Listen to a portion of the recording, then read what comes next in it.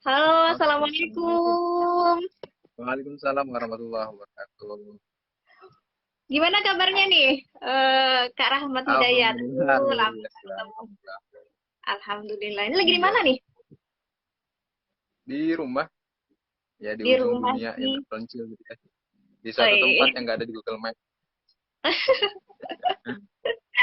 Jadi Iya. teman-teman, sekedar informasi, Kak Rahmat Hidayat ini merupakan seorang pengusaha muda, teman-teman, dan beliau memiliki tiga usaha. Jadi beliau merupakan owner dari tiga usaha. Ada Kritik Kayak Positif, teman-teman, kemudian ada Geprek Mapan Indonesia, dan juga ada Ngopi Wae, Cafe Shop, betul nggak, Iya, Kak Rahmat? Nah, iya, betul. betul. Kedai warkop lah, warkop, warkop. Workshop, iya. Dan pada kesempatan kali ini kami semua senang sekali bisa eh, live bareng dengan Kak Rahmat Hidayat. Terima kasih banget ya udah meluangkan waktunya sore-sore ini. Teman-teman, Kak Rahmat Hidayat ini ada Sama-sama. dari Kalimantan, teman-teman. Jadi waktunya itu lebih 1 jam ketimbang kita. Jadi beliau Lebih menyempatkan cepat. sekali untuk sharing bareng kita dan semoga teman-teman kita bisa apa ya, menuntut ilmu dari beliau, sharing dari beliau, dan mengambil gitu ya, mengambil tips dan kiat-kiat bagaimana sih sebenarnya menjadi seorang pengusaha muslim nih di era milenial seperti itu. Eh ini langsung kita mulai aja ya, Kak Rahmat, gimana nih? Boleh, monggo, saya ngikut. Sinyal Suaranya aman jelas nih? ya? Jelas ya? Alhamdulillah, Insya Allah. jelas. Sinyal aman ya, Mas ya? Insya Allah aman. Alhamdulillah. Baik, ya, ini bahasan yang cukup menarik menurut saya dan pastinya penting bagi anak-anak muda yang khususnya anak-anak muda di Indonesia gitu kan. Itu banyak sekali juga yang mulai membangun sebuah usaha, entah dia di bidang barang ataupun jasa gitu ya.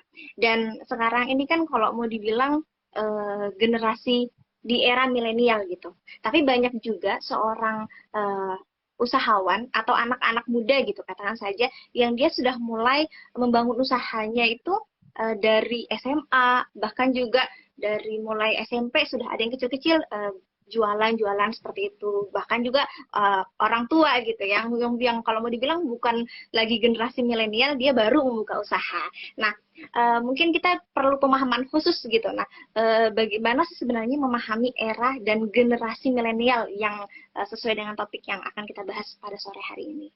Mungkin monggo Kak Rahmat, boleh kami disajikan dengan materi yang luar biasa ini. Monggo. Baik, terima kasih. Sebelumnya, Assalamualaikum warahmatullahi wabarakatuh. Untuk Waalaikumsalam. semua follower Gen Indonesia gitu ya. Kalau follower saya mungkin sedikit dan saya sudah jarang sih aktif di Instagram ya. Baru mulai lagi karena ada Gen Indonesia nih. Baru buka Instagram lagi. Sebelum-sebelumnya mungkin Instagram yang lebih diaktifkan Instagram ini. Karena ngolah berapa Instagram bukan ada PK ngopi wae maafan jadi fokusnya ini agak berbagi. Jadi alhamdulillah kesempatan sore hari ini jaringan juga mudah-mudahan mendukung karena 3 hari kemarin jaringan jelek ya, sinyalnya hilang-hilang. Dan Amin. semoga semoga sore ini nggak ada halangan, nggak nyandet-nyandet silondah. Nah, ini aja terang kan ya. Oke, baik, pembahasannya diminta oleh teman-teman dari Gates Indonesia ini bagaimana menjadi pengusaha muslim di era milenial ya. Jadi memang ada spesifikasi muslimnya ya. Insya Allah. Baik. Sedikit saya akan mulai. Sebelum mulai, marilah kita senantiasa bersyukur kepada Allah Subhanahu Wa Taala karena di bulan Ramadan yang sudah masuki hari ke-15, tengah perjalanan Ramadan kita, alhamdulillah kita diberi kesempatan dua nikmat yang sangat luar biasa, yaitu nikmat kesempatan dan nikmat kesehatan. Jadi kesempatan sore ini kita bisa menggunakan Ramadan kita jadi Ramadan yang produktif gitu ya, ngabuburitnya insya Allah bermanfaat kalau bareng teman-teman Kids Indonesia di program ngolah gitu ya, ngobrol insya Allah gitu ya. Salawat serta salam senantiasa marilah kita haturkan kepada junjungan Nabi besar Muhammad SAW. Semoga kita selalu bisa mengikuti jejak-jejak beliau sebagai suri dan kita semua. Baik, ngomongin usaha, jadi kalau kalau di generasi sekarang memang apa ya, perkembangan zaman sekarang tuh sangat cepat gitu. Jadi kalau kita sebagai pengusaha memang tantangannya di era sekarang itu memang harus bisa adaptasi yang super cepat. Bahkan hari ini sama besok itu tantangannya sudah bisa berubah. Itu tantangannya generasi milenial. Jadi generasi milenial itu lebih nggak stabil gitu, jadi lebih labil dia. Jadi perkembangannya cepat lah, teknologinya segala macam. Jadi kayak media promosi dan lain sebagainya di bidang usaha itu memang harus mengikuti. Apalagi kalau segmen pasarnya itu adalah generasi milenial. Jadi generasi milenial itu sebenarnya kayak loyalitas ke suatu merek, suatu brand itu agak kurang. Pokoknya generasi milenial itu lebih nempel di mana ada promo, di mana ada barang murah, enak, udah pasti nempel semua di situ. Kayak gitulah. Jadi kayak cek lah di HP-nya teman-teman lah ada berapa akun aplikasi ojek online. Gitu. Cek yang umurnya sekarang mungkin masih 20 sampai 30-an ya. Ada berapa gitu. Di HP saya aja hampir ada 3 aplikasi ojek online gitu kan. Itu salah satu karakter generasi milenial tuh gitu. Jadi dia lebih lebih enjoy sih, nggak terlalu tergantung sama merek, nggak terlalu tergantung sama brand gitu. Yang penting di mana ada penawaran yang menurut dia lebih menarik, lebih menguntungkan, ya udah ambil di situ. Jadi ya memang tantangannya kalau di generasi milenial ini kita harus bisa ngikutin perubahan-perubahan yang sangat cepat. Jadi kalau kita nggak bisa berubah, nggak bisa menyelesaikan, ya kita sendiri yang bakal tenggelam. Itu sih kak, generasi milenial uniknya di situ sih, tantangannya banyak. Oh, Gitu baik. kayak kak. Oh, baik, terima kasih, Kak. Mungkin kita perlu sedikit pemahaman ya. Kalau dulu kan sering baca-baca tuh kalau generasi milenial itu kan punya aktivitas yang paling disukai. Kayak tadi kan lebih dijelasin pada anak-anak milenial itu sukanya nge-grab food gitu ya, malas masak apalagi anak kos gitu ya, lebih suka nge-grab food, terus kemana-mana itu enaknya yang instan kayak gitu. Nah, mungkin ada aktivitas gitu yang membedakan antara generasi milenial gitu dengan generasi-generasi sebelumnya yang lebih spesifik mungkin, Kak. Ya kalau dari kegiatan atau aktivitas, mungkin kalau kita ngomongin belanja, sudah pasti lah ya. Ini belanja online, generasi milenial lebih kenceng di situ. Jadi belanjanya sekarang ya salah satu perubahannya sangat terasa banget di dunia usaha yaitu online shop. Jadi online shop sekarang sedang menjamur. Generasi milenial banyaknya ya belanjanya online gitu. Sebagai contoh ya, kita di sini di Rantau Pulung di suatu kecamatan yang terpencil di daerah Kalimantan Timur gitu pedalaman. Sekarang aja sudah kurir itu udah banyak banget. Jadi memang orang-orang ini sekarang udah mulai mager, mulai malas kita. Kalau dulu ya, walaupun beberapa kilo aja mungkin jalan kaki masih oke. Okay. Sekarang berapa meter aja udah kurir, baik kurir gitu ya. Belanjanya lewat Facebook gitu ya. Lewat WA yang ya gitu. Eh, kalau apa namanya aktivitas belanjanya lebih ke banyak online shopnya. Kemudian mungkin aktivitas-aktivitasnya lebih banyak di dunia mayanya ya kalau generasi milenial daripada sosial secara langsung, mungkin sosialnya juga lebih banyak di sosial media, di platform-platform yang buat mereka itu tempat tempat mereka gitu. Jadi kayak kegiatan sosialnya agak kurang, jadi mungkin lebih banyak di sosial media. Terus kalau kegiatan sosial yang mungkin langsung banget tuh biasanya generasi milenial nih lebih suka yang kumpul-kumpul gitu ya, kumpul-kumpul, family time, quality time dan bahasanya sekarang ya, apa namanya, uh, apa sih bahasa sekarang, healing apa sih bahasa-bahasa Healing, sekarang yang lagi ya. ada ya gitu gitulah pokoknya. Kalau generasi milenial aktivitasnya lebih sih gitu like ke traveling segala macam. Jadi lebih banyak aktivitasnya memang yang apalagi kalau di era pandemi sekarang ya, pandemi kan kemarin beberapa tahun terakhir 2 tahun belakangan kita memang nggak boleh keluar, jadi aktivitasnya lebih banyak di sosial media ya. Kalau yang cowok-cowok mungkin lebih banyak di game dan lain sebagainya gitu. Kalau generasi milenial aktivitasnya memang cenderung lebih banyak di sosial media Baik, gitu. terima kasih Kak Ahmad. Jadi teman-teman ya, kalau kita sudah memahami tuh aktivitas generasi milenial yang sekarang dengan mungkin generasi-generasi sebelumnya, itu mungkin bisa kita jadikan manfaat gitu ya. Jadi jangan cuma main sosmed, tapi bisa jadi main sosmed sambil jualan, atau misalnya main sosmed sambil Ya, edukasi. Tuh kita punya produk atau barang yang bisa kita ya, pasarkan gitu kan untuk mencari penambahan, khususnya mungkin anak-anak muda yang banyak ngekos nih ya kan, anak-anak muda yang kuliahan itu kan juga biasanya butuh tambahan gitu. Baik Kak, ngebahas masalah bagaimana seorang muslim itu menjadi seorang pengusaha gitu di era milenial. Makna dari ini mungkin Kakak bisa jelaskan mungkin kiat-kiatnya atau tipsnya yang harus dimiliki oleh seorang pemuda khususnya di masa generasi milenial. Baik, nah, kalau kita udah mau ngomong ini mungkin masuk materi yang santai tapi agak serius. Jadi kalau ditanya apa sih, bagaimana caranya kita sebagai pemuda, ya pemuda milenial, mungkin kaum milenial, muslim yang mau bergerak di bidang usaha, apa sih urgensinya kita para pemuda itu terjun ke dunia usaha atau membangun usaha. Jadi saya sangat setuju sama coach apa pokoknya, Coach Jaya ya, Coach Jaya foundernya ya. gitu. Coach Jaya, Coach Jaya. Jadi memang yang pertama harus dilakukan adalah menempuh jalan hening dulu tuh. Itu keren banget tuh. Jadi memang kalau mau terjun ke pengusaha itu, ya tempuh dulu jalan heningnya. Temukan dulu why. Why sih kenapa kita harus jadi pengusaha. Alasan-alasan paling kuat untuk kita jadi pengusaha itu harus dikumpulin dulu. Itu sebagai fundamentalnya nanti jadi fondasi dasarnya. Bagaimana kita kalau udah menemukan siapa diri kita, skill kita apa, kemudian potensi kita apa yang kita bisa kita kembangkan di dunia usaha, di bidang usaha. Tuh, kalau sudah ketemu di jalan heningnya, poinnya, itu bakal kedepannya insya Allah bakal lebih mudah sih. Tinggal bagaimana kita belajar hal-hal teknis yang bisa dipelajari di banyak banyak media sekarang gitu ya, ada YouTube, ada segala macam hal teknis. Cuman memang yang berat adalah menata diri kita untuk apa ya, untuk benar-benar kokoh mengambil keputusan, yes aku jadi pengusaha nih, yes aku mau berusaha nih. Karena suatu riwayat juga menjelaskan bahwa Allah itu mencintai orang-orang beriman dan berkarya. Ya, itu catatannya. Orang-orang yang beriman dan berkarya. Jadi kalau beriman aja, nggak berkarya, ya cintanya mungkin separuh tuh. Kalau udah beriman juga berkarya. Jadi kalau teman-teman sudah ada imannya gitu ya, nah menemukan jalan imannya itu melalui jalan hening tuh kalau versinya percaya ya. Lewat jalan hening tuh temukan dulu kekuatan imannya gitu ya, fundamentalnya sudah kuat baru karyanya apa.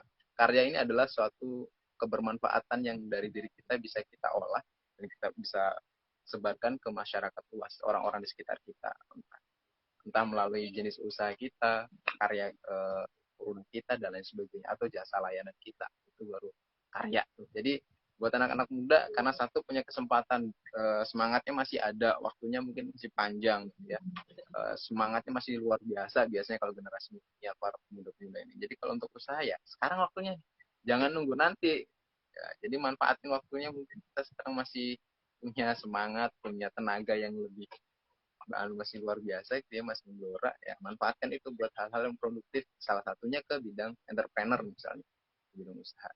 Jadi ya kita harus maksimalkan, itu kuncinya itu sih, Allah mencintai orang-orang yang beriman dan yang berkarya.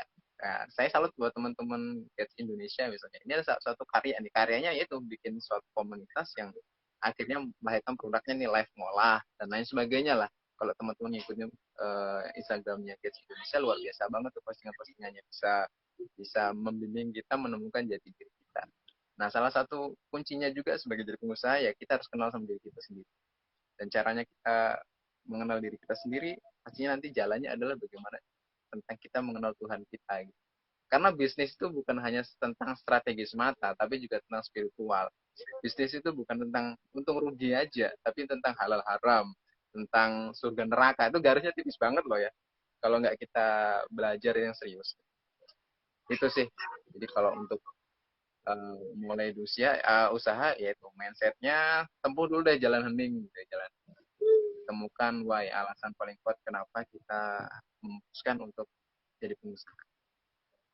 Biar ke depan, karena jadi pengusaha itu tantangannya berat, setiap hari pikirannya bertemu dengan tantangan-tantangan, rintangan-rintangan yang luar biasa. Kayak misalnya saya contoh ya, sambil tadi kasih di pengalaman saya Ngopi Wai lah. Ngopi Wai kami launching di tahun 2020 bulan Februari. Bulan Februari kita launching, tanggal 5 Februari launching. 1 bulan kemudian COVID masuk Indonesia. Das, tantangan pertama. Baru 1 bulan sudah berperang dengan pandemi. 1 bulan itu di mana keuangan kita belum stabil, sistem belum terbangun, menu juga belum stabil. Itu sudah dihantam dengan pandemi 1 bulan. Dan kebetulan basic saya juga orang kesehatan, di mana harus ikut mengkampanyekan, ayo jangan keluar rumah, ayo jaga jaga jarak, ayo segala macam. Jadi nggak bisa dong kalau kita itu orang kesehatan malah buka tongkrongan, tempat nongkrong rame gitu. Nah, jadi itu benturan sih, benturan. Jadi salah satu tantangannya begitu-begitu. Jadi kita harus bisa mengantisipasi bagaimana. Jadi kalau kalau imannya belum kuat, bahasa agamanya gitu, imannya belum kuat melangkah jadi pengusaha ya ketika dapat tantangan sedikit mungkin bisa down. Jadi makanya banyak sih kita lihat pengusaha yang 3 bulan buka tutup, buka lagi tutup lagi, buka lagi tutup lagi ya karena itu mungkin fundamentalnya belum menempuh jalan hening, belum belajar sama catch Indonesia kayaknya gitu sih. Gitu kan. Oh, baik. Sangat luar biasa sekali ya. Tadi apa dikatakan bahwa ketika seseorang mau memulai suatu usaha atau menjadi pengusaha muslim itu yang paling penting adalah bagaimana kita juga bisa mempersiapkan diri kita nih. Kita harus meyakinkan diri kita di mana nih passionnya gitu. Kalau misalnya kita pun dalam mengerjakan sesuatu itu masih setengah-setengah, maka hasilnya bisa dikatakan, aduh mau jadi apa nih gitu kan. Nah, sebelum masuk ke pengusaha nih, pastikan anak-anak muda ini banyak Ya. banget gitu. Nah, kalau orang mau membangun usaha itu, aduh gimana ya ini mulainya dari mana nih gitu. Aduh alasannya tuh banyak aja, ada yang aduh aku belum punya modal nih, aduh aku belum punya ilmu yang cukup nih, mau buka usaha apa ya, kafe udah banyak, yang lain-lain udah banyak. Nah mungkin ini kesalahan fatal, kita katakan saja apakah ada kesalahan atau ya kesalahan fatal itu yang dimiliki atau yang bisa menjadi kesalahan seorang pengusaha pemula nih, Kak Rahmat, gimana tuh? Oke, baik. Ya memang sih banyak tantangan apalagi kalau kita termasuk kami pribadi ketika mau mulai usaha itu pasti ya banyak pertanyaan-pertanyaan apa ya umum, modal dari mana, mau usaha apa, segala macam lah. Cuman saya pernah baca bukunya Kang Dewa Eka Prayoga. Beliau adalah kiblat saya kalau soal bisnis gitu ya. Nanti teman-teman bisa cari deh profilnya Kang Dewa bagaimana. Kemarin baru launching Dewa Eka Prayoga Foundation yang luar biasa lah pokoknya kalau ceritain beliau. Di salah satu buku beliau menulis 7 kesalahan fatal pengusaha pemula. Mungkin saya di sini bakal sharingkan beberapa aja, nggak semuanya saya mungkin 3 atau 4 kesalahan fatal lah yang menurut saya rangkumkan uh, itu menjadi kesalahan yang benar-benar basic, yang benar-benar berpengaruh tentang perjalanan usaha kita ke depan. Yang pertama itu kebanyakannya kalau kita bukan cuma kita pemuda ya, semua lah generasi apapun kolonial, milenial, ibu, bapak, semuanya orang yang mau buka usaha pemula biasanya itu asal action dan cuma ikut-ikutan. Jadi lihat boba, wah boba lagi rame nih, buka boba juga. Lihat jualan apa lagi rame, lagi in saat itu buka juga. Nah, salah nggak kayak gitu? Nggak salah sebenarnya. Sebenarnya nggak salah mengcopy ATM ya bahasanya, amati tiru modifikasi. Asal jangan ATP aja, amati tiru plak itu jangan. Jadi misalnya jualan es durian gitu, es durian lagi rame, ikut-ikutan juga buka. Nah, biasanya kalau kasusnya kayak gitu, itu umurnya nggak panjang biasanya. 1 bulan jalan 2 bulan, udah mulai ngerasa tuh. Jualannya sama nih, sama-sama jualan boba gitu kan. Rasa-rasanya varian rasanya juga sudah sama nih, sudah kita ikutin dari yang sebelah. Tapi kalau sebelah ramai terus ya, kok kita sepi-sepi aja gitu. Nah, itu karena kita asal action, karena kita cuma lihat luarnya aja, oh dia jualan boba gitu. Kita nggak lihat dalamnya, tahajudnya gimana, tilawahnya gimana, belajar marketingnya gimana, bangun brandingnya gimana, itu kita nggak lihat tuh. Kita cuma lihat dia jualan boba rame, kita ikutin jual boba, ya udah nggak bakal jadi. Makanya jangan jangan asal action aja. Solusinya ya kita belajar tuh, karena di bisnis aja ya kayak apa ya, ilmu yang kompleks di bisnis tuh. Kita harus belajar. Misalnya pertama, misalnya kita membuat produk, bagaimana kita menentukan harga jualnya, menentukan harga pokok produksinya, baru belajar marketingnya, belum brandingnya, belum sellingnya, dan lain sebagainya. Branding mungkin masih dipecah beberapa cabang lagi, marketing juga begitu gitu. Jadi ya banyak hal. Jadi kalau kita asal action aja, asal ikut-ikutan aja, ya mungkin nggak lama umurnya. Bagus nggak? Bagus sih buat mulai gitu. Jadi mungkin apa ya, mungkin langsung belajar, oh ya ternyata gini. Cuman kita sayang di waktu lah ya kalau kita asal hajar aja gitu. Sayang di waktu. Harusnya kita pelajarin dulu tuh bagaimana. Kemudian kita action tuh. Kalau kita sudah ada ilmunya, syukur-syukur kita ada mentornya. Kalau kita sudah ada mentornya lebih enak lagi. Jadi kita sudah ada yang bimbing menentukan jalan. Itu yang pertama, masalah action. Jadi solusinya satu, ya pelajarin dulu ilmu bisnis, ilmu marketing, ilmu selling, ilmu branding, leadership. Misalnya leadership ya, karena kita bakal ngelola banyak banyak elemen gitu ya. Mungkin dari tim, ada tim produksi, tim pemasaran dan lain sebagainya. Ya saran saya sih ya cari mentor. Mentor tuh orang yang sudah benar-benar pengalaman di bidang yang mau kita pelajarin dan dia sudah ada hasilnya. Jadi kita ya sudah ada jelas di arah dayung itu sudah jelas. Ya bisnis itu ilmiah sih, nggak mistis gitu. Bisnis itu ilmiah, semuanya basicnya adalah data. Gitu. Itu kesalahan yang pertama, biasanya asal action, asal ikut-ikutan aja deh. Orang lihat orang sukses usaha ini, kita ikut-ikutan. Kita boleh ikut-ikutan, tapi ikutan dalamnya juga yang bikin dia sukses kayak gitu apa sih? Buku apa yang dia baca, dia belajarnya mana, kebiasaan hariannya itu apa, itu sebenarnya yang perlu diikutin. Kalau masalah produknya kita bisa kembangkan sesuai diri kita sendiri gitu. Bentar ya, saya mau nyapa teman saya nih, ada mentor saya juga kayaknya, Rizal. Mas Rizal, assalamualaikum. Ini nggak tahu posisinya di Indonesia atau di New York lagi nih. Masya Allah Mas Rizal ya, Assalamualaikum. Rizal ya. Iya. Semoga sehat selalu, Masya Allah. Amin. Oke, yang kedua itu biasanya kesalahan fatal pengusaha pemula itu pengen cepet, dia nggak sabaran. Karena mungkin ya itu tadi, karena dia ngeliat orang, wah pokoknya enak banget tuh jualan boba langsung omsetnya puluhan juta deh. Baru kita baru mulai dapat 1 juta 2 juta misalnya omsetnya tuh udah nggak sabaran nih, udah pengen cepet aja dapat omset yang banyak, gimana caranya tanpa tahu rambu-rambunya dalam bisnis itu seperti apa tuh. Jadi ya kalau buka usaha itu tadi harus siap mental, memang kalau fundamentalnya sudah bagus, jalan menempuh jalan hening pasti insya Allah aman lah. Tapi kalau belum ya itu nggak sabar, nggak istiqomah, nggak apa ya, pengennya cepet cepet aja sukses gitu. Sukses itu nggak instan soalnya, karena harus melewatin banyak rintangan. Ya kayak tadi tuh baru 1 bulan buka bentrok sama pandemi, waduh besar. Tapi alhamdulillah di tengah-tengah pandemi malah bisa buka brand satu lagi gitu kan. Ya alhamdulillah, itu salah satu gimana cara kita mensiasati keadaan. Jadi solusinya kalau pengen cepet ya harus sabar sih, terus belajar, nikmati prosesnya bangun bisnis dari nol awal sampai step by step pasti bisa. Jangan dari tanggal 1 langsung tanggal 2 tanggal 3, itu agak sulit. Nah, salah satu kesalahannya itu biasanya nggak sabaran, ingin cepat. Yang kedua, kemudian yang ketiga itu adalah gampang percaya.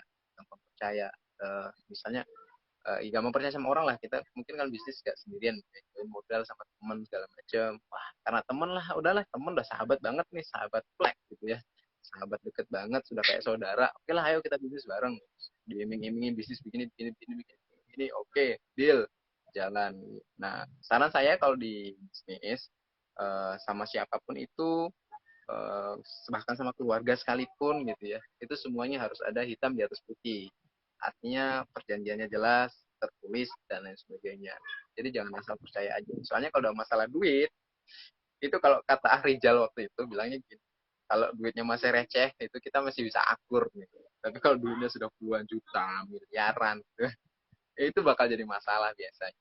Biasanya ya duit ini kadang kalau tidak bisa kita kelola dengan baik jadi masalah. Yang temen jadi musuh gitu, yang saudara aja kadang malah jadi gak kayak saudara gitu kan. Nah itu hati-hati. Dan mungkin bisanya dari gampang percaya ini kesalahannya atau resikonya adalah kita bisa ketipu. Kita dijanjiin gini, diiming ini, ternyata kan sekarang banyak kasus yang lagi booming di media sosial, di berita-berita gitu, pastinya itu gampang percaya, intinya gitu lah. Jadi kalau bisnis itu kalau boleh teman-teman catat, misalnya kunci bisnis atau prinsip bisnis kalau bagi pemula nih, yang penting ada 3 L gitu ya, 3 L. Yang pertama bisnisnya itu real. Real itu masuk akal lah, bisnisnya masuk akal. Yang kedua legal. Secara aturan-aturan yang ada di Indonesia, bisnis itu legal. Yang ketiga halal. Wes sudah real, legal, halal. Sudah masuk akal, sudah legal, sudah halal, insya Allah aman tuh teman-teman di jalan. Apalagi kalau sudah halal, biasanya yang pertama kedua sudah ngikutin. Apalagi kalau khusus buat pengusaha muslim, usahakan unsur halalnya jangan ketinggalan. Jadi masuk akal, legal, halal, udah baru jalan. Jangan gampang percaya di bisnis yang instan cepat. Nah, hati-hati. Yang paling parah, ini kesalahan yang biasanya paling banyak saya temuin di teman-teman UMKM, karena saya juga termasuk saya sendiri pernah ngalamin. ketika ngembangin kripto positif, buta finansial gitu. Buta tentang masalah keuangan, pengelolaan keuangan pembukuan dan sebagainya, nggak tahu cara hitung harga pokok produksi, nggak tahu cara menentukan harga jual, nggak tahu menulis buku kas, nggak tahu bikin laporan laba rugi. Nah, yang biasanya kebanyakan sekarang lah UMKM di Indonesia atau pengusaha-pengusaha pemula, pengusaha-pengusaha muda, biasanya poin ini paling buruk ya, paling buruk. Jadi kita bikin produk modal 5.000, kita jual 6.000 udah ngerasa untung. Nah, itu parah. Kalau pikiran kita kan gitu ya. Bikin produk 5.000, kita jual 7.000, ada untung nih 2.000 gitu ya. Nah, pikiran kita untung tuh. Tapi nggak tahu nanti kita tahu totalan belakang gimana. Sama kejadiannya keripik kepo dulu, keripik kepo waktu kemasan masih polosan banget. Kita packing, kita harga pokok produksinya menurut kami, karena kita juga belum tahu apa harga pokok produksi. Kita tahu ini modalnya 4.000 nih, udahlah kita jual 5.000, udah untung 1.000 kan secara hitung-hitungannya. Ternyata sudah kita kalkulasi minus, kan bahaya nih, ngerasa untung ternyata buntung. Ini yang hati-hati terjebak dengan hal. Nggak bisa bedakan mana biaya operasional, mana harga produksi. Jadi teman-teman kalau memang ya belajar dulu tuh ilmu-ilmu seperti itu. Jadi yang sederhana. Jadi memang pas katanya kita nih yang penting action. Bener sih, semua ide atau bisnis yang paling menguntungkan tuh bisnis yang dijalankan. Bisnis yang paling baik itu ya bisnis yang dijalankan. Jangan cuma dipikirkan aja bisnis gini-gini kayaknya, cuman nggak action. Cuman kalau asal action tadi ya berabe juga. Jadi kalau bisa diimbangi. Sudah belajar ada ilmunya, praktekin. Sudah tahu ini, praktekin gitu. Jadi soal keuangan ini fundamental banget sih kalau di usaha, karena kita memang berhubungan dengan keuangan. Kita berhubungan dengan pendapatan, pemasukan, pengeluaran, ujung-ujungnya untung atau rugi. Jadi kita harus paham banget tentang uang.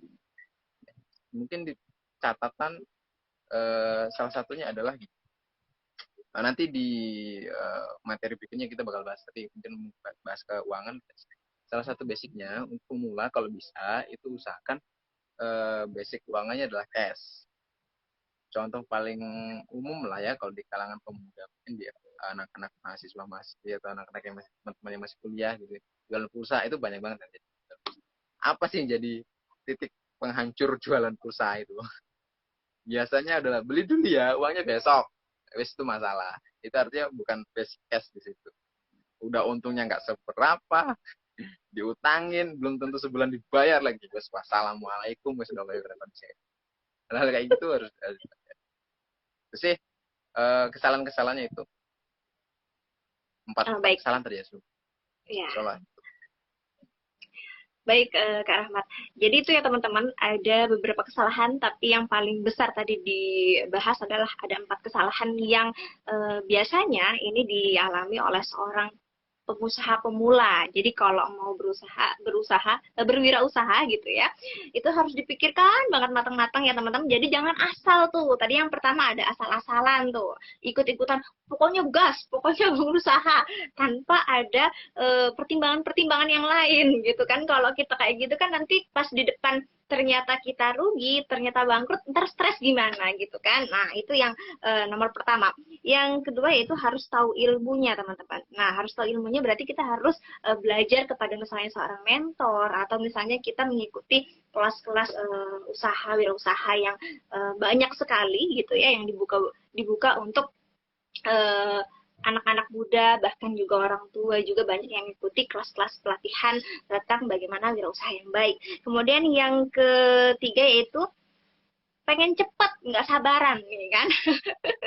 Biasanya kalau pas awal-awal udah semangatnya tadi tuh, yang penting gas gitu kan, pengen cepet, ternyata dapat untungnya belum seberapa, dia udah nggak sabaran tuh. Akhirnya ya udah, kalau udah nggak sabaran, nggak tenang ya, hasilnya nanti ya tahu sendiri ya jawabannya gimana ya teman-teman. Jadi tetap harus sabar. Jadi kalau misalnya gimana solusinya Kak, ya berarti harus sabar gitu kan, terus belajar, kemudian juga kita harus menikmati proses gitu ya Bang ya, nikmati proses dan juga bangun bisnis ya pelan-pelan, bertahap. Sama dengan anak-anak tuh, anak-anak kan dari mulai bayi kan nggak bisa langsung lari ya, harus merangkak dulu, pegangan dulu, berdiri pegangan, kemudian nanti bisa lari. Kalau lari langsung ya nggak tahu tuh tahapnya gimana.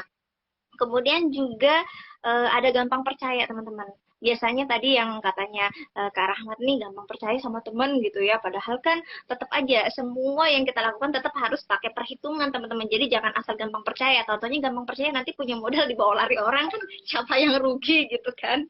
Kemudian ada juga yang terakhir buta finansial teman-teman. Nah ini yang paling harus dipertimbangkan teman-teman. Jadi jangan cuman ngerasain untung ternyata buntung tadi. Nah itu kan gak enak banget ya teman-teman. Jadi solusinya gimana ya, berarti harus melek finansial teman-teman, harus tahu tuh gimana. Nanti mungkin bisa next time belajar-belajar nih teman-teman dari Kak Rahmat gimana sih caranya ngitung harga pokok misalnya atau untung dan rugi itu, triknya atau cara-caranya gimana, mungkin teman-teman bisa nanti ikutin Kak Rahmat di Instagramnya Kak Rahmat, ada Rahmat Hidayat underscore ID gitu ya Kak ya. Ya. Iya, oke. Iya sih.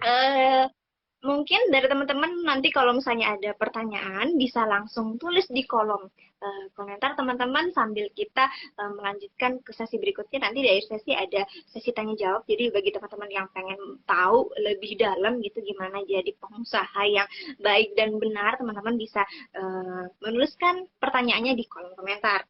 Baik, lanjut ke pembahasan Kak Rahmat bahwa seorang yang berdagang gitu itu kan juga mengikuti sunnahnya Rasul gitu kan. Rasul kan juga kerjaannya juga berdagang gitu. Bahkan sahabat-sahabat Nabi juga itu banyak gitu ya yang berdagang, berwirausaha gitu, sampai mereka itu kalau mau dibilang bisnisnya bukan bisnis yang abal-abal ya, bisnisnya emang langsung sukses kayak gitu. Salah satunya ada sahabat Nabi itu Abdurrahman bin Auf. Mungkin dari sisi kita mengenal sahabat Nabi, dari sisi bagaimana rahasia berbisnis dari Abdurrahman bin Auf mungkin bisa dibahas oleh Kak Rahmat. Silakan Kak Rahmat. Oke. Sedikit menambahkan tentang butuh finansial. Tadi terlewat. Kebanyakan yang jadi masalah besar adalah untuk pengusaha memula itu nggak memisahkan antara uang pribadi dengan uang usaha. Oh. Itu biasanya gitu jadinya. Jadi ya sudah, udah nggak tahu lah sumber uangnya dari mana, keluarnya kemana nggak catat. Jadi kalau bisa sebisa mungkin ya siapkan dua dompet. Ini duit pribadi, ini duit usaha. Kalaupun kita pakai duit usaha ya statusnya minjem, harus dibalikin. Jadi kalau punya usaha sendiri ya buatlah pos gaji untuk dirimu sendiri. Jadi ya diri antum dapat gaji dari situ. Gitu. Nah, jadi biasanya pengusaha pemula kayak gitu. Ini kan duit usaha aku nih, duitku nih pakai sembarangan untuk keperluan pribadi. Itu haram tuh. Saya bilang haram tuh kalau di usaha haram tuh kayak gitu. Jadi mengerti pisah itu duit pribadi untuk kepentingan pribadi atau di usaha untuk usaha itu. Tuh. Terus kita akan bahas, nah ini agak berat nih ya, tapi agak seru sih. Memang kalau kita sebagai Muslim, kita punya panutan-panutan di apa ya, sahabat-sahabat Nabi juga banyak contoh dan bukti nyata sebagai kesuksesan sebagai pedagang. Salah satunya kita tahu sendiri Nabi Muhammad SAW. Salah satu mukjizat yang bisa kita ikutin adalah berwirausaha. Kan mukjizatnya Nabi Muhammad itu memang bisa kita ikutin sampai sekarang. Beda sama mukjizatnya nabi-nabi sebelumnya. Gitu. Kalau Nabi Musa mukul laut jadi jalan, nggak bisa diikutin. Kalau mukjizatnya Nabi Muhammad ada Al-Quran, bisa kita baca, bisa kita pelajari. Jadi pemimpin, leadership itu bisa kita pelajari, kita bisa ikuti. Jadi pedagang, kita ada prinsip-prinsipnya bisa kita ikutin dan bisa kita sampai sekarang bisa kita teladani. Nah, jadi salah satu sahabat, banyak sih sahabat-sahabat yang kaya. Kayak Utsman bin Affan aja kan sampai sekarang masih ada rekeningnya gitu. Luar biasa tuh sahabat Nabi. Sahabat Nabi berapa ribu tahun yang lalu tuh lihat. Sampai sekarang rekeningnya masih ada, bahkan bangun hotel. Kan luar biasa. Kalau kita bahas kisah sejarah-sejarah sahabat Nabi, memang yang terkaya pada waktu itu adalah Abdurrahman bin Auf. Siapa sih yang nggak kenal pengusaha muslim, pasti kenal banget ya. Abdurrahman bin Auf salah satu sosok yang jadi benar-benar potret sebagai pengusaha muslim yang sangat kaya dan kayaknya kebangetan gitu ya. Kayaknya sudah anti rugi, bayangkan anti rugi. Jadi Abdurrahman bin Auf ini adalah sahabat Nabi, orang terkaya di zaman itu, dan mungkin kalau di total masih terkaya sampai sekarang gitu ya.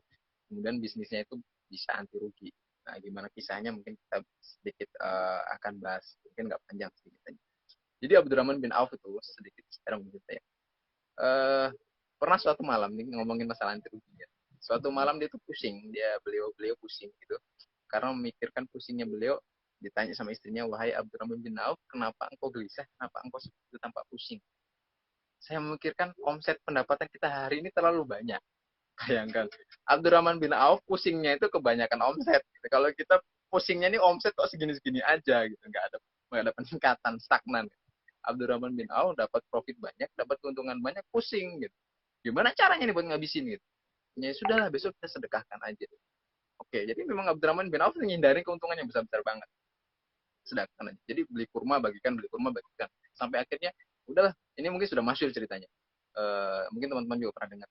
Dia beli kurma busuk, saking pingin habisnya uang nih, kebanyakan duit nih kan. Udah, kurma busuk, masyarakat Madinah gitu kan. Saya beli, udah, kurma busuk, beli. Jadi semua masyarakat Madinah tuh ngantar kurma busuknya ke rumah Abdurrahman bin Auf. Udah, ini sudah nyata kan, nggak bisa jadi duit lagi pikirnya kan. Karena sudah jadi bentuk kurma busuk. Udah aman, udah tenang. Ternyata tiba-tiba ada utusan dari negeri Yaman. Di negeri Yaman tuh ada wabah. Obatnya itu adalah kurma busuk. Jadi dikirim utusan ke Madinah untuk mencari kurma busuk. Jadi utusan tanya warga, di mana yang jual kurma busuk? Semua orang ngomong, rumahnya Abdurrahman bin Auf. Datang ke sana utusan itu. Wahai Abdurrahman bin Auf, saya mendengar informasi bahwa di sini ada kurma busuk. Kami dari negeri Yaman, di negeri kami ada wabah dan obatnya adalah kurma busuk. Kami mau beli. Kata Abdurrahman bin Auf, monggo bawa aja, nggak usah dibayar. Bawa. Nggak, mohon maaf nggak bisa karena kita memang diutus dari sana untuk beli, nggak minta ini harus beli harus bayar, dan utusannya itu 3 kali lipat harga kurma normal. Bayangkan, padahal ini mau bagi-bagi biar ngabisin duit, malah datang lagi, anti rugi banget. Jadi mau rugi aja nggak bisa tuh. Masya Allah, itu udah apa ya, sistem yang sudah otomatis sudah. Karena apa ya, mungkin keimanannya, jalan dia sudah dapat, tahu dia sudah dapat, dasarnya sudah dapat. Nah, kalau bisnis sudah kayak gitu, udah diridhai sama Allah, udah berkah itu, insya Allah ya semuanya ke depan lancar. Mau rugi aja nggak bisa itu, kasih untung. Sebenarnya sudah rugi aja susah gitu. Ini untung terus ya, udah beli kurma busuk aja malah 3 kali lipat. Itu anti rugi banget. Nah, kalau mungkin teman-teman tanya, apa sih kiat-kiatnya, apa sih prinsip-prinsip yang digunakan Abdurrahman bin Auf ketika membangun bisnis? Mungkin saya akan share beberapa aja dari kisah-kisah dari guru-guru saya yang saya dapat dari guru saya, dari mentor-mentor saya tentang kisah Abdurrahman bin Auf. Jadi waktu itu Abdurrahman bin Auf itu adalah orang terkaya di Mekah. Gitu ya. Ketika mau hijrah ke Madinah, ditahan sama orang Quraisy. Wahai Abdurrahman bin Auf, Anda boleh hijrah ke Madinah dengan satu syarat, seluruh harta kekayaan Anda tinggal. Abdurrahman bin Auf sebagai orang yang sudah mantap imannya gitu ya, disuruh ninggal seluruh harganya, gak masalah. Apa sih orang dia aja merugi gitu ya. Oke, ditinggal. Akhirnya hijrah ke Madinah itu dalam kondisi ya sekedar baju yang nempel di badan, bawa badan aja jalan ke Madinah. Sampai di Madinah dipersaudarakanlah beliau itu dengan Sa'ad bin Robi. Sa'ad bin Robi waktu itu adalah orang terkaya di Madinah. Sa'ad bin Robi bilang, ya sudah wahai saudaraku, karena sudah dipersaudarakan, wahai saudaraku, saya siap membagi kekayaan saya dibagi dua. Kekayaan Sa'ad bin Robi dibagi dua kepada antum, kepada Abdurrahman bin Auf. Bahkan silahkan kebun-kebunku, lahan pertanianku, silahkan antum ambil separuh sebagian. Bahkan pilih dari salah satu istriku yang antum suka, saya akan cerai, silahkan nikahin. Bayangkan sahabat, persahabatannya luar biasa banget. Saat berlebih pada waktu itu. Apa jawabannya Abdurrahman bin Auf? Intinya terima kasih, semoga Allah selalu memberkahi keluargamu, memberkahi kehidupan saat berlebih. Jawaban yang pertama adalah cukup tunjukkan di mana pasar. Dulani ala suk katanya. Tunjukkan saya di mana pasar. Biar saya cari rezeki di situ, biar saya usaha di situ. Ini poin penting teman-teman. Buat pengusaha pemula, nah ini, kalau mau ngikutin jejaknya Abdurrahman bin Auf, cari dulu pasarnya. Tentukan dulu mau jualannya ke siapa. Generasi milenial kah? Ke emak-emak kah? Ke bapak-bapak kah? Itu harus ditentukan. Segmentasi pasarnya harus cari. Jadi cari dulu marketnya, baru tentukan produk. Kebanyakannya kita, itu kita, wah, bikin produk ini. Saya bisa bikin produk ini, baru kita cari pasar. Itu akan sulit. Nah, kalau kita sudah menemukan pasar dulu, sudah menemukan kolamnya, baru kita kasih umpan, itu lebih enak. Kita sudah tahu nih mau mancing ikan lele, ikan nila, atau ikan emas. Umpannya kan masing-masing. Nah, tinggal tentukan, oh ini ikan nila, umpannya ini. Mancing, pasti dapatnya langsung kita dapat tuh. Jadi tentukan dulu target marketnya siapa. Dengan cara cari dulu masalah yang ada di situ. Jadi kalau waktu itu Abdurrahman bin Auf ketika sampai pasar, dalam satu harian beliau hanya mengamati aja kondisi pasar. Observasi dulu, riset, bahasa bisnis sekarang, riset pasar dulu. Jadi di pasar itu apa sih yang masalah yang ada, atau peluang-peluang apa sih yang ada. Ternyata dulu awalnya itu adalah, menurut Sirah itu apa ya, mengikat tali di unta, yang di punggung unta itu kan biasanya ada tali yang berputus segala macam. Itu banyak orang-orang sana belum ahli dalam hal itu, dan Abdurrahman bin Auf ahli dalam hal itu. Dimulailah dari situ. Artinya ya itu, temukan dulu masalahnya. Kayak mohon maaf kita sebut merek Gojek lah misalnya. Pak Nadim itu nyarinya dari masalah dulu, bukan bikin Gojek baru. Lihat, asalnya dari masalah dulu. Kemasalahannya beliau sering bolak-balik ke kantor nyari ojek sulit gitu ya. Jadi permasalahannya adalah ini mau nyari ojek yang enak didapat, yang nggak harus ke pangkalan, yang semuanya transparan, harganya ada gimana. Dari masalah itu diangkatlah jadi produk Gojek. Ya akhirnya sekarang meledak, sekarang luar biasa gitu. Gitu. Jadi intinya adalah fokus dulu ke marketnya, fokus pada market. Jadi pasar dulu, baru tentukan produk. Kita mau jualan ke siapa dulu. Ya, kalau mau jualan ke emak-emak, ya masa kita jualannya juga bakal kita sesuaikan tuh target-target. Jadi jangan cari market untuk produk kita, tapi cari produk untuk market kita. Itu kalau sudah konsepnya sudah begitu, insya Allah launching produk apa aja bakal laris dan boom, meledak. Yang pertama. Yang kedua, nah tadi yang saya sempat bahas juga, Abdurrahman bin Auf itu tidak menjual dalam kondisi utang. Semua basicnya adalah cash. Jadi memang kalau bisnis pemula itu basicnya adalah cash flow. Jadi cash lah. Apapun itu usahakan duitnya cash. Jadi jangan main invoice dulu nih, main cash aja dulu, main cash walaupun kecil yang penting cash.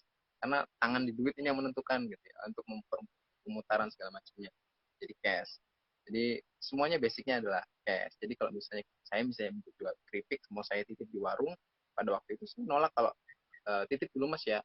Jangan bu, kita nih mau untuk beli minyak goreng lagi nih, kita mau beli untuk bumbu lagi nih. Kalau bisa duit cash ya. Jadi semua basicnya kalau bisa cash. Nah, Abdurrahman bin Auf biasanya gitu, tidak utang. Jadi jangan gampang dikomporin sama misalnya ada orang yang mau udah ambil utang aja, mau ambil utang aja di bank. Kalau nggak ngutang nggak ada motivasinya nih, gitu, nggak ada semangatnya buat bayar utang. Jadi kerjanya gitu, gitu aja. Jangan gampang terkompori sama hal kayak gitu. Jangan deh. Apalagi kalau utang urusannya ada sama bank kan, sangkutan sama riba lagi ya, hati-hati itu. Ingat halalnya, poin halalnya harus kita termasuk di bidang keuangannya harus. Jadi basicnya adalah cash. Bisa ada waktu berapa menit nih? 15 menitan ya. Kemudian Abdurrahman bin Auf itu tidak ngambil untung yang terlalu besar. Untungnya yang kecil-kecil aja, tapi faktor kalinya jumlahnya yang difokuskan. Jadi kalau untung tuh ya ambil untung gak usah banyak-banyak, dikit-dikit aja. Yang penting faktor kalinya itu bisa besar. Faktor kalinya bisa besar. Jadi ya untung sedikit, tapi penjualannya banyak, ya perlu aja kan. Sama untungnya besar, tapi jualannya sedikit, malah syarat. Jadi kalau Abdurrahman bin Auf, untungnya nggak banyak, nggak banyak-banyak, diambil sedikit-sedikit.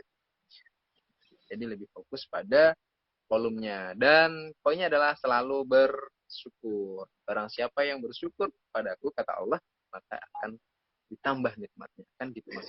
Nah, kalau orang-orang sudah beriman, sudah menemukan fundamental yang dasar yang kuat, ya tinggal pakai marketing langit aja, semua masalah beres sebenarnya. Marketing bumbunya ya tinggal praktek-praktek aja. Gimana ngiklan, gimana ini, promosi, segala macam.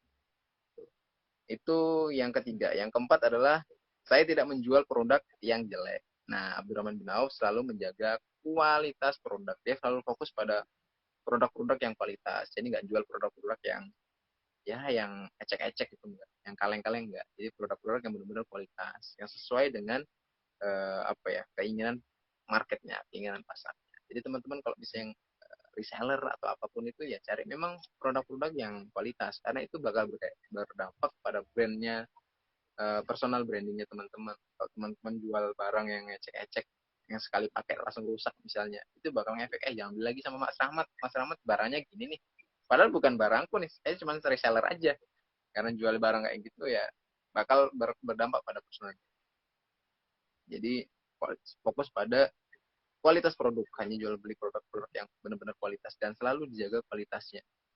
Jadi kayak misalnya nih kasus adalah di ayam geprek mapan Indonesia sudah berjalan, sudah mulai stabil, tantangan lagi tiba-tiba minyak goreng mahal. Minyak goreng 1 liternya hampir sini sempat nyampe ke 50.000. Bayangkan yang dulunya 1 liter 15.000 jadi 50.000. otomatis biaya operasional geprek itu kan selalu harus pakai goreng. Biaya operasional membengkak sebengkak-bengkaknya. 2 bulan kita bertahan, oke lah, harga tetap dengan menjaga kualitas potongan bentuk ayamnya juga tetap, ukurannya, rasa kita tetap, minyak goreng mahal, oke lah. 2 bulan 2 bulan kita berjalan nggak dapat apa-apa, itu cuman ya nggak ada duit masuk, cuma sekedar jalan gitu aja. Nah, akhirnya ya tantangan seperti itu harus terjawab. Bagaimana caranya kita menentukan harga jual dengan hitung-hitungan harga produksi dengan kondisi yang sekarang. Kemudian yang paling penting adalah fokus pada bisnis yang berkah. Tadi bisnisnya nggak sekedar apa ya, strategis mata, cuma tentang ini juga tentang spiritualitas. Jadi kalau bisnis jualan itu adalah bukan proses mencari keuntungan, tapi kalau apa ya, mindset kita sudah benar, berjualan adalah proses bagaimana kita menolong orang banyak dengan produk kita. Jadi produk kita ini bisa menyelesaikan masalah eh, market kita apa sih masalah. Jadi jualan itu sebenarnya proses menolong orang. Menolong kok dibayar, ya itu memang sudah hukum alamnya jualan seperti itu. Yang penting kalau kita mindsetnya sudah jualan itu nolong orang, jadi kita menjual produk kita itu intinya kita menolong orang nih. Orang lagi lapar, kita tolong dengan produk ini, ada kepekaan. Ketika kita mendapat penolakan karena niatnya kita nolong, itu kita nggak terlalu dongkol gitu. Kalau kita niatnya jualan aja, hanya jualan, hanya sebatas jualan, hanya sebatas jalukan produk, ketika ada penolakan biasanya asem gitu misalnya. Biasanya bakal ngumpat-ngumpat kayak gitu segala macam. Nah, itu kalau mindset kita harus dibenerin dari. Nah, cara benerin mindset, Coach Jaya lebih paham ya, gimana cara menemukan jalan ini ke dalam, biar menemukan itu mindsetnya, bentuk pendapatan seperti apa. Jadi fokus ke ya syariat dulu baru skill. Jadi kalau kita di usaha biasanya tuh, apalagi pengusaha muslimnya itu, ternyata ada marketing langit, marketing bumi gitu ya. Marketing bumi ini gini, contohnya gimana caranya promosi, gimana bikin story di WA berapa kali sehari, teknik-teknik kayak gitu, itu marketing bumi. Marketing langit gimana?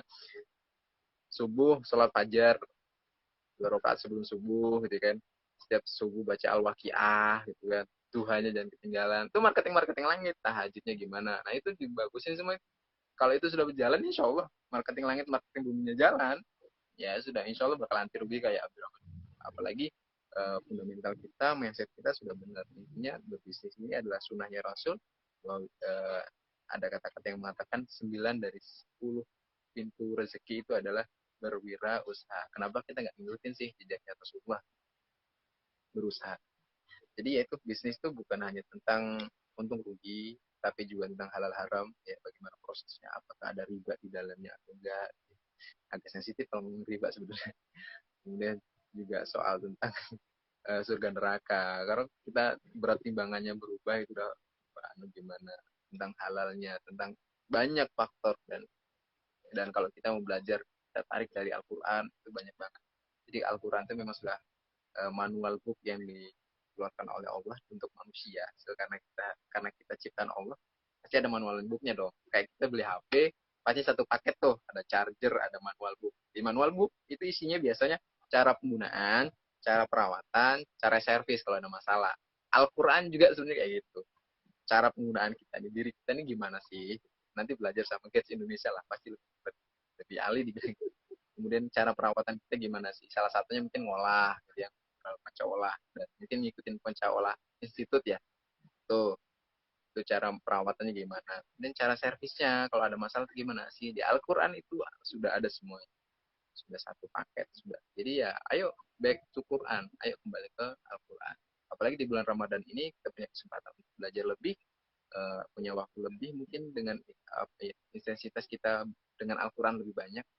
Mungkin bulan-bulan biasanya nggak ada tadarus, mungkin sekarang ya sehari satu surah sudah alhamdulillah, satu ayat pun udah alhamdulillah banyak.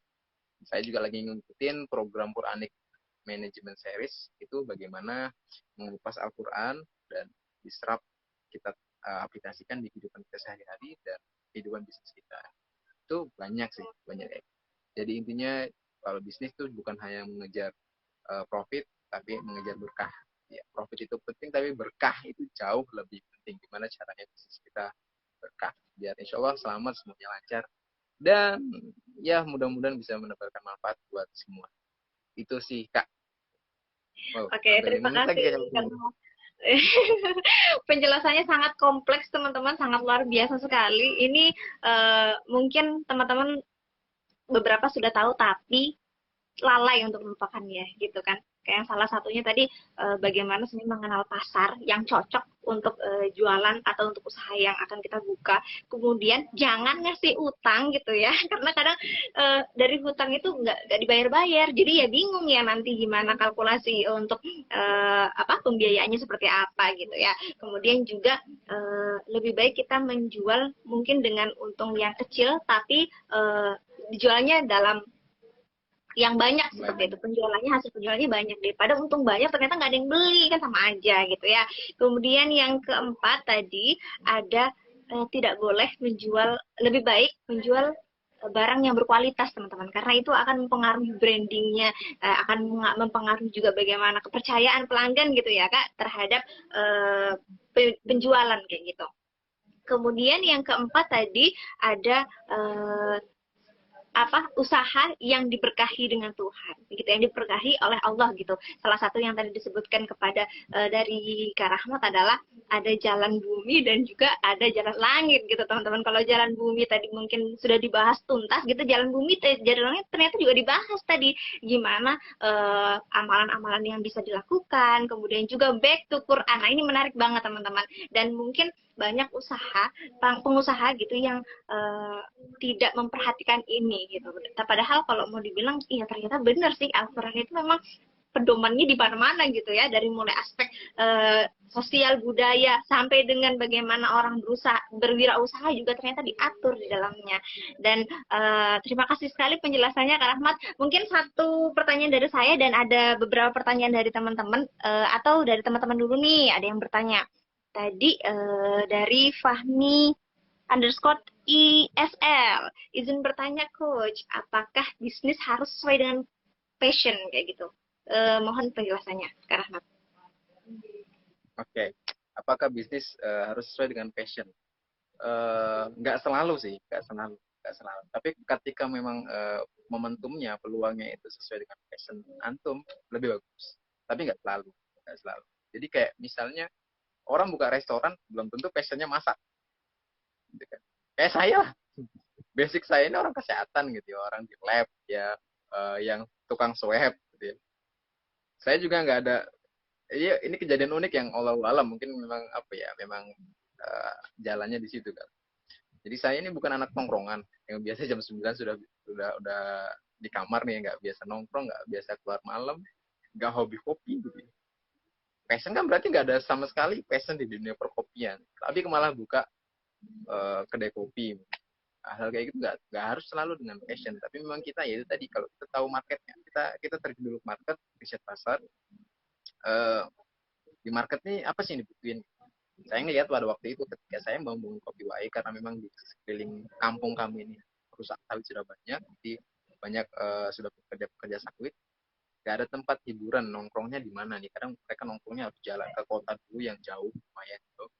Why not, kenapa kan nggak kita buka naik dari peluang itu, dari momentum itu, dari masalah itu kita buat. Tapi ketika memang momentumnya, peluangnya sesuai dengan passion, ya monggo. Karena memang ya tadi, kalau kita hanya fokus kepada passion kita, itu biasanya kita bikin produk dulu baru cari pasarnya. Kita pinter jahit nih, oke lah kita buka jahit atau buka butik, baru kita cari pasar. Nah, tapi apakah kebutuhan jahit di situ, di tempat kita itu memang lagi dibutuhkan, atau masalah problemnya justru bukan itu? Kalau ada problem tentang jahit di situ, ya mungkin kita bakal bisa dicari orang. Tapi ketika di sekitar kita ternyata problem tentang jahit itu minim, ya kita jangan jangan memaksakan juga. Yang penting dari itu, di market ini apa sih yang dicari, apa sih masalah orang. Ya sebenarnya kayak kita nggarap skripsi lah ya, kalau yang teman-teman kuliah gitu, kita pasti cari masalah dulu baru menentukan judul kan, biasanya gitu. Dosen-dosen dulu bilang jangan cari judul dulu, cari masalah dulu, masalahnya apa, baru cari judulnya kan gitu, biasanya gitu. Jadi kita cari kebutuhannya apa sih yang dibutuhkan sama pasar saat ini. Mungkin di era pandemi ya di era pandemi lagi dibutuhkan masker, banyak tuh orang jualan masker, karena memang maskernya jadi kebutuhan waktu itu gitu ya. Nah, itu salah satu masalah di pasar adalah kekurangan masker, nggak ada masker, butuh masker. Jadi ketika kita jualan masker, ya udah, boom, boom, boom, pasti dicari orang. Itu kalau salah satu contoh kecil aja kalau misalnya kita memfokuskan. Tapi memang ada langkah bagusnya ketika passion itu memang apa ya, bertemu dengan kesempatan untuk atau peluang usaha yang harus dibuka, itu lebih bagus lagi. Itu sih kalau masalah passion. Baik, Kak Rahmat, terima kasih penjelasannya bagaimana tadi Kak Fahmi yang tanya. Jadi Kak Fahmi, kesimpulan dari jawaban atas pertanyaan Kak Fahmi adalah bagaimana selain passion itu juga penting, ternyata bukan cuma passion, bagaimana seseorang bisa melihat peluang. Yang di sini adalah bagaimana masalah. Masalah kan berarti kebutuhan apa nih yang kira-kira dibutuhkan oleh pasar gitu, sehingga usaha peluang usaha yang nanti akan dimunculkan itu sesuai dengan kebutuhan masyarakat gitu ya Kak Fahmi. Ya, Ya, ini Kak, mungkin waktunya sudah di penghujung, tapi saya ingin sedikit dapat sharing nih dari Kak Ahmad. Kalau tadi memulai, itu kan tadi kiat-kiat memulai gitu ya, kiat-kiat memulai mungkin lebih mudah daripada bagaimana mempertahankan dari usaha itu. Mungkin untuk mempertahankan ada nggak tips khusus gitu, supaya tidak turun, setidaknya dipertahankan, jangan turun, tapi bertahan dan mungkin bisa meningkat dari usaha yang dibuka seperti itu. ya itu tadi. Kalau saya lagi-lagi saya harus ngikutin jalannya Coach Jaya. Jadi sebelum kita memulai itu memang harus dicari nempuh dulu namanya jalan hening kalau kata Coach Jaya. Sebenarnya saya sudah secara prinsip teori-teori dari Coach Jaya atau dari Gates Indonesia jalan hening. Saya pernah baca buku namanya Quantum Ikhlas itu di tahun 2013 mungkin di penghujung waktu saya SMA. Saya nemukan buku mungut buku nih bener-bener mungut saya dapat buku gitu ya judulnya Quantum Ikhlas dan persis sih menurut saya agak sinkron teori-teorinya Coach Jaya sama Quantum Ikhlas mungkin dengan bahasa yang sedikit berbeda.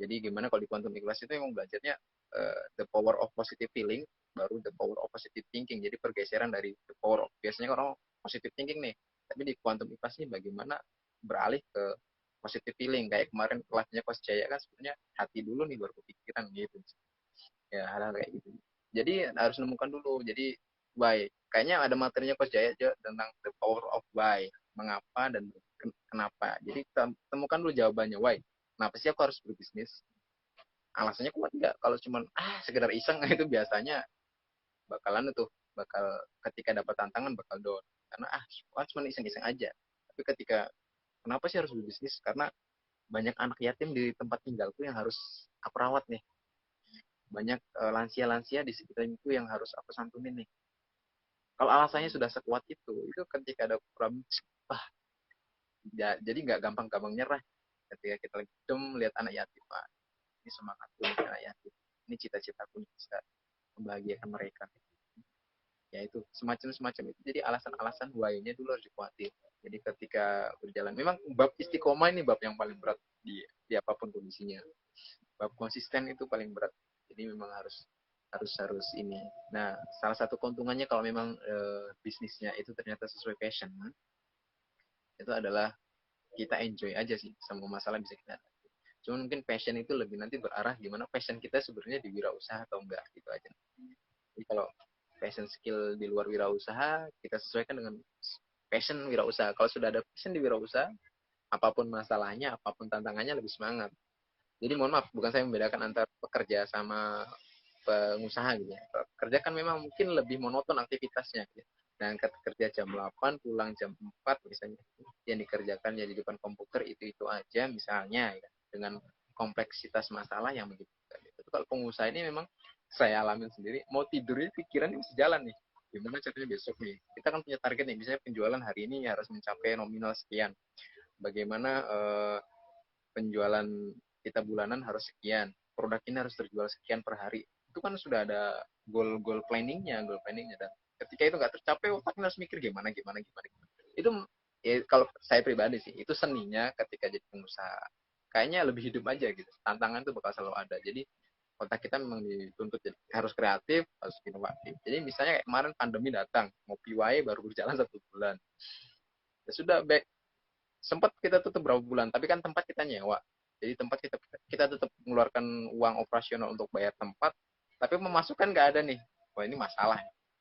Oke akhirnya ngomong sama emak, mak dapurnya aku pinjem. Jadi dapur itu kita jadikan tempat produksi kami, jadi ada pintu sedikit kecil di samping rumah gitu, ya sudah kita buka ghost kitchen, ya udah. Jadi pesannya pesan antar lewat online tadi, media online kita pakai, ya alhamdulillah itu masih bisa bertahan sekarang. Jadi cara-cara apapun yang bisa kita gunakan, kita maksimalkan. Dan nggak harus misalnya kita memang lagi ngerjakan kopi. Kalau memang kondisinya pandemi, misalnya pandemi, masalah yang muncul adalah masker, nggak apa-apa kita sambil jualan masker. Ya apapun caranya lah, misalnya beli kopi dapat masker misalnya untuk menarik menarik ini promosi. Ya kalau masalah istiqomah itu tadi sebenarnya poinnya di niatnya ada. Kalau niatnya sudah ditata, Bismillah, kita tawakal, niatnya ibadah pula, insya Allah lah apapun masalahnya, apapun tantangannya, insya Allah ada jalan keluar. Apalagi kita selalu berinteraksi dengan namanya Al-Quran, semuanya ada show, semuanya ada di manajemen bisnis, manajemen waktu di Al-Quran, pokoknya setiap surah itu punya punya maknanya sendiri. Pokoknya tunjukkan ahsanu amalamu di situ. Allah itu nggak nuntut kita hasilnya kok. Allah tuh nuntut kita ahsanu amal. Amal terbaikmu itu apa? Usahamu yang sungguh-sungguh itu apa? Baru deh nanti ketemu. Itu sih kalau masalah istiqomah ya itu juga mungkin salah satu tipsnya yang kumpul aja di ini komunitas yang mungkin satu komunitas pengusaha banyak lah, ada banyak komunitas pengusaha kumpul dengan orang-orang yang sefrekuensi, orang-orang yang saling support.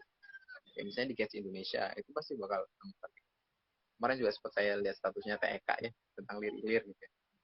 Yang anunya seruan kebangkitannya Cak Nun ya Cak Nun itu saya ngeliat di tahun 2015 lah, saya nyimak video itu sempat saya bahas, bahkan saya memberanikan diri walaupun dengan kapasitas yang rendah waktu itu membahas di salah satu kajian itu, saya bawa materi tentang ya itu tentang video 16 menit, kalau misalnya 16 menit itu saya coba kupas dengan versi saya. Ya itu jalan meme gitu Coach Jaya keren lah. Saya salam ya buat Coach Jaya, luar biasa, salam sungkem, luar biasa Coach, inspirasi. Ya alhamdulillah ada teman saya di salah satu komunitas keren, insya Allah. Semoga istiqomah TK selalu racunin kita dengan motivasi-motivasi positif. Itu teh. Amin. Amin, terima kasih Kak Rahmat. Penjelasannya sangat luar biasa. Yang paling penting yang bisa kita ambil dari penjelasan tadi adalah bagaimana amal itu tergantung dari niat ya teman-teman. Kalau niatnya dari awal sudah kuat, bagaimanapun badainya insya Allah akan kuat. Dan juga tadi sempat disinggung seperti kayak kumpul dengan mentor, berarti kan itu seperti upgrade ilmu gitu ya Kak ya.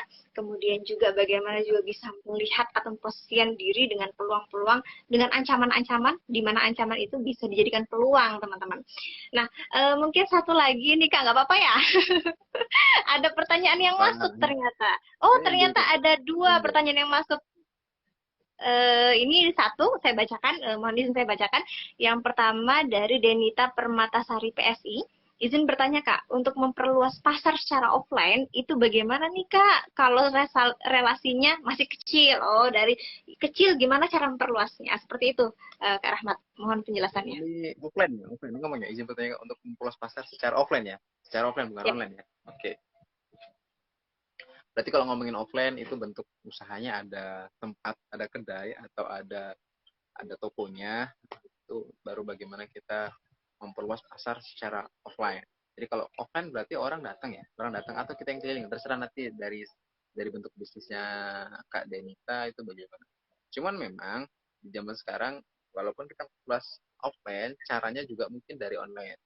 Caranya dari online. Kalau kita masih sedikit ya di online-nya kita gencarkan untuk promosinya, tapi bagaimana caranya promosi itu adalah mengarahkan customer itu datang secara offline ke tempat kita gitu. Itu bisa jadi digencarkan aja di online untuk promosinya. Jadi kalau secara offline saat ini memang agak tertinggal kita, soalnya kecepatan online ini laju banget. Jadi walaupun kita ada offline-nya, maksimalkan juga di online lah. Apalagi kalau anak-anak muda sekarang mustahil banget sih nggak punya WA misalnya. WA juga ada WA bisnis loh buat teman-teman. Nanti saya sharing juga kalau silahkan bisa inbox WA bisnis. Jadi WA bisnis itu memang khusus buat bisnis. Jadi di WA bisnis itu sudah ada katalognya, sudah disiapkan tempat-tempat. Jadi bisa lihat produk-produk kita apa segala macam. Nah kalau untuk offline memang strateginya sendiri juga. Artinya strategi promosinya itu juga beda. Kalau untuk saya jualan, katakanlah kita jualan geprek mapan nih, geprek mapan ini salah satu strategi kasus untuk yang offline. Geprek mapan bikin aja sudah, atau kita bikin satu box, kita mengeluarkan modal satu kursi geprek mapan gitu, satu kursi mapan. Datang mungkin di sekitar situ ada kantor atau ada sekolah atau ada apapun itu yang mungkin target pasar kita, oh, di situ tuh kita pengen guru-guru situ atau karyawan situ datang ke kita. Kita korban satu kursi atau beberapa kursi, kayak kita datang ke perusahaan lah, kita ngomong perusahaan, pasti ketemu satpam. Jadi tanya satpam, dari mana gitu ya. Ketika pertanyaan dari mana, sebut aja PNS, dari Kementerian Indonesia Pak. Mau ketemu siapa? Oh, mau ketemu Mas ini. Sudah janjian? Oh, belum. Oh, kalau gitu tunggu di sini ya, saya panggilkan dulu. Ngomong, katakanlah kita mau ketemu HRD, mengantar makanan misalnya. Datang ke situ. HRD, ada orang mengantar makanan, katanya dari Geprek Mapan Indonesia. Ada beberapa kali sudah Geprek Mapan Indonesia disebut di perusahaan itu. Untuk kenalan sih. Oh iya, Naba, coba suruh masuk. Oke, suruh masuk. Datang. Ini buat ini dari kami di Perekonomian Indonesia, kita ada program khusus gini khusus untuk perusahaan ini. Mungkin karena Bapak yang sebagai HRD, silakan Bapak terima. Mungkin belum banyak Pak yang bisa kita kasih, sekian kursi aja, silakan, ini gratis dari kami, silakan. Dan mohon masukan dan supportnya untuk perbaikan kami selanjutnya. Dapat diterima lah sampai itu. Oke, makasih gini. Dan nitip nih, kita banyak buatkan kupon, katakanlah ada 50 kupon. Dan untuk karena kita mungkin nggak bisa bawa sini dalam jumlah banyak Pak, ini ada kupon dari kami sebanyak 50 kupon nih. Silakan buat khusus karyawan Bapak. Silakan. Jadi Bapak nanti bisa bagian karyawan Bapak kupon-kupon, mungkin ada diskon sekian persennya. Silakan bisa langsung ke outlet kami tuh Pak, di sini. Ya. HRD makan, bagikan mungkin ke beberapa orang di kantor itu gitu kan, nyicipin produk kita. Jadi produk itu adalah katalog yang udah brosur brosur brosur 3 dimensi itu. Karena sudah ada rasanya, ada bentuknya, ada kelihatan semua. Jadi mereka cicip produk, mereka bakal bagikan kuponnya ke karyawan-karyawannya. 50 karyawan mungkin dalam waktu dekat bakal nyebru outletnya antum. Ini strategi di offline. Itu gitu sih banyak. Cuman memang harus diimbangin sama online. Tidak apa-apa promosikannya juga bisa doang. Itu sih Kak Denita ya. Mohon maaf kalau kurang spesifik atau kurang jelas. Kalau masih kurang, boleh deh sharing, saya terbuka kok, sharing saya di inbox aja, atau nanti kita bisa sharing di WA yang itu kan. Baik, Kak Rahmat. Terima kasih penjelasannya. Itu tadi pertanyaan dari Kak Denita. Semoga bisa menjawab ya Kak Denita. Eh, jangan pernah beranggapan bahwa itu sempit gitu. Kenapa kita nggak jadikan itu luas? Jadikan semangat bahwa kita harus mau dan berani untuk memulai sesuatu yang menurut kita mungkin itu sebuah tantangan. Tapi kalau kita belum melakukan itu, ya gimana caranya kita mau tahu ya hasilnya gimana gitu teman-teman. Nah, ini ada satu lagi Kak Rahmat dari Kak Rahman Komputer. Nah, ini teman juga, teman yang juga seorang pengusaha teman-teman. Pertanyaannya adalah bagaimana cara gimana? Sudah tahu nggak kabarnya Ahraman yang terbaru? Gimana tuh kabarnya? Beliau sekarang sudah jadi pejabat. Oh iya? Iya. Pejabat gimana Beliau nih? sekarang jadi sekretaris desa Tepian Makmur. Jadi Oh, sekdes alhamdulillah, barakallah. Selamat, Ar-Rahman. Semoga berkah dan amanah. Amin. Mungkin kita bahas dulu ini pertanyaannya, nggak apa-apa ya, ke Ahmad ya, mengulur waktu. Pertanyaannya adalah, bagaimana cara mempertahankan dan menjaga kualitas bisnis kita di era perubahan yang begitu cepat, mungkin secara teknis gitu. Ada solusi yang bisa ditawarkan. Monggo, Kak Ahmad. Oke, kalau kita sudah bicara kualitas, kita nggak ada toleransi ya. Jadi kualitas kita A, ya harus sampai ke pelanggan adalah A. Bagaimana cara kita menjaga kualitas bisnis kita? Ya kita memang harus bisa menyesuaikan. Mungkin di perubahan yang cepat ini adalah bentuk mungkin cost operasional dan sebagainya akan bertambah. Tapi jangan sampai merubah kualitas. Mending kita naikin harga nggak masalah. Tapi kualitas kita tetap terjaga daripada kita harga kita kasih murah tapi kualitas kita menurun, itu jangan deh. Jadi lebih baik kita perang kualitas daripada perang harga. Jadi jangan deh sekali-kali buat pengusaha-pengusaha juga ikutan perang harga. Sana jual murah, kita jual lebih murah. Sana jual lebih murah, kita jual lebih murah lagi. Jangan, hancur nanti kualitas kita. Jadi kita harus memang jaga kualitas. Lebih baik kita naikkan harga daripada kita harus turunkan kualitas. Jadi perubahan-perubahan ini memang banyak efeknya ya, baik itu positif atau negatif terhadap kita, memang kita harus menyesuaikan. Nah, soal kualitas itu kita udah gak ada kompromi. Kita harus punya standar khusus. Jadi standarnya eh, apa namanya, usahanya Rahman ini apa, standarnya katakanlah saya servis komputer ya, servis komputer untuk install ini waktu installnya sekian, biasa installnya sekian, garansi sekian tahun misalnya. Ya udah, standarnya itu adalah itu. Kalau misalnya nggak itu, ya udah mending saya kasihkan ke customer. Harus benar. Ya itu tadi, kalau Abdurrahman bin Auf ya selalu utamakan kualitas ya. Dan cara mempertahankannya ya sesuaikan dengan kondisi. Kalau memang tapi bahan yang berkualitas sekarang harganya naik, ya udah kita naikin harga. Dan kita kan jual kualitas. Dan kalau kita sudah punya brand, kita punya kualitas bagus, ya insya Allah customer bakal tetap kita. Harga itu nomor dua kalau buat orang penggemar kualitas. Jadi insya Iya. Allah aman. Jadi kalau kayak misalnya di kuliner ya, kalau di kuliner memang dari awal kalau misalnya saya mendampingi teman UMKM, UMKM, ketika menentukan harga pokok produksi, itu gunakanlah harga paling mahal bahan bahan pokoknya apa. Jadi misalnya minyak minyak goreng nih di warung A 15.000, di warung B 16.000, di warung C 18.000, dan harga paling mahal itu adalah 18.000. Ya udah pakai harga paling mahal, harga pokok produksi. Kenapa? Kita antisipasi ketika ada perubahan harga. Saya sudah menerapkan itu, cuman karena saya nggak membayangkan kalau naiknya sampai 50.000 gitu. Jadi belum terantisipasi ya. Jadi memang ya udah kayak kenapa akhirnya naik, harganya naik, kita naikin harga. Dan masyarakat juga karena mungkin dirasakan masyarakat, oh iya minyak goreng langka, minyak goreng mahal, dan ini harus digoreng. Kayaknya dalam waktu dekat kemarin usaha gorengan agak terguncang dengan naiknya minyak goreng itu sih. Jadi ya udah mending kita naikkan harga, yang penting kualitas kita jangan turun. Yang mentah-mentah minyak goreng mahal nih, sudah gimana caranya minyak goreng yang bekas nih kita saring, jangan deh sih. Jangan korbanin produk kita dengan hal gitu untuk ngejar harga. Mending ya sudah kita up harga. Kalau kita sudah punya market, sudah punya customer yang loyal ke kita, it's okay kayaknya, enggak.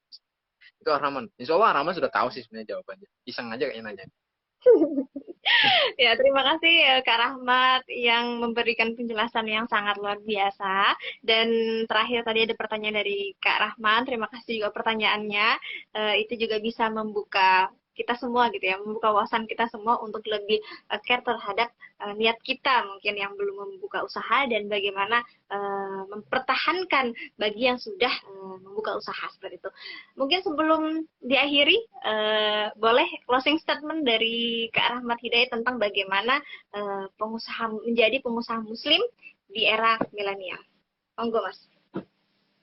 Ya, kita harus buat anak muda ya, khususnya anak muda, mungkin generasi seangkatan saya atau mungkin lebih muda dari saya, lebih tua dari saya semua lah, pokoknya yang masih ngerasa muda lah ya. Ya, kita harus memang punya peran. Dan kenapa sih Muslim ini harus harus jadi berwirausaha? Kenapa sih Muslim itu harus kaya? Ini mungkin ada beberapa ustadz udahlah hidup seadanya aja gitu. Tapi saya lebih ngikutin ustadz, antum harus kaya, sebagai orang Muslim harus kaya, itu memang benar. Karena dakwah juga ya bisa kita pungkirin itu butuh operasional, butuh biaya segala macam. Dan ketika kita punya kendali tentang itu, insya Allah kebaikan bisa kita kontrol dengan uh, apa ya, sumber daya yang kita punya, sumber daya manusianya, sumber daya dananya segala macam. Itu lebih, bayangkan orang orang kaya itu di mata Allah punya punya sisi apa ya, sisi keistimewaan gitu ya. Mau amal sodako gampang ya, mau bangun masjid nih gitu kan, orang jalannya rusak, bangun jalan ini monggo, orang butuh apa di panti asuhan ini monggo, bayangkan. Jadi kita punya akses istimewa ketika kita bisa apa ya, bisa memiliki rezeki yang lebih, dan kita salurkan di jalannya Allah. Itu luar biasa. Jadi mindset kita harus kita bangun bahwa Muslim itu memang harus kaya, harus kaya. Kekayaan itu kita maksimalkan sepenuhnya di jalan Allah, insya Allah. Insya Allah barang siapa yang menolong jalan Allah akan ditolong juga sama Allah. Kayak Abdurrahman bin Auf udah anti rugi banget. Insya Allah semoga kita bisa mengikuti jejak itu. Ya, berbisnis itu beresiko memang, tapi lebih beresiko lagi ketika kita nggak berbisnis. Jadi silakan teman-teman pikirkan masing-masing. Walaupun mungkin jalannya teman-teman itu beda-beda, ya silakan. Intinya nggak bermasalah sih, teman-teman memang lebih lebih suka kerja daripada berwirausaha, ya it's okay, nggak masalah. Teman-teman lebih memilih berkarir daripada berwirausaha, it's okay. Gak masalah jadi karyawan atau menjadi pengusaha, itu worldwide. Yang penting sama-sama itu ya nggak geser dari jalan yang kan intinya itu sama-sama kita jadi orang yang bermanfaat. Ya, baik-baiknya kita kan yang paling bermanfaat untuk sama. Ya, kita bermanfaat, kita bisa silakan jadi karyawan ya jadi karyawan lah yang baik. Jadi pengusaha lah yang baik. Yang penting nggak meninggalkan nilai-nilai Islam sebagai pengusaha Muslim atau sebagai tukang. Nanti kita perdalam itu. Spiritualitas harus kita bangun. Salah satu yang membuat saya tertariknya adalah karena nongkrong pengusaha yang sudah skalanya besar, yang omsetnya sudah besar-besar. Mbak Umroh juga pernah nyatakan di salah satu podcastnya,